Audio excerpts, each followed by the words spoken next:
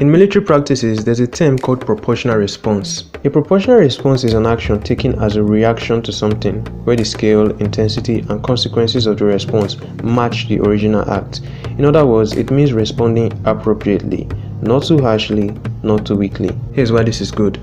First of all, proportionality prevents chaos. It keeps conflict controlled. It shows strength, not in force, but in discipline.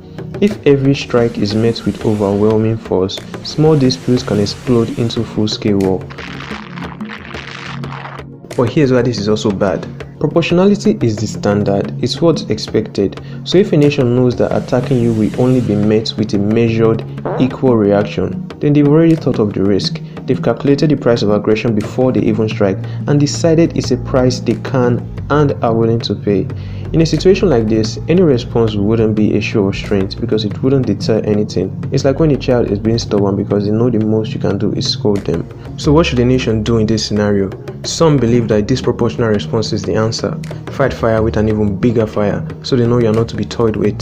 Others believe that a proportional response is still the answer because anything more could lead to a full-scale war, which would be way worse than the current situation. This is important to us because a proportional and disproportionate response doesn't just apply to the military.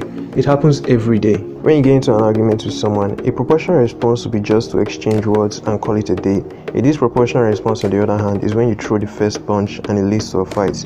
If you beat them up, then you win. You've shown strength and they will likely not bother you again. However, if you lose, well, that's just embarrassing.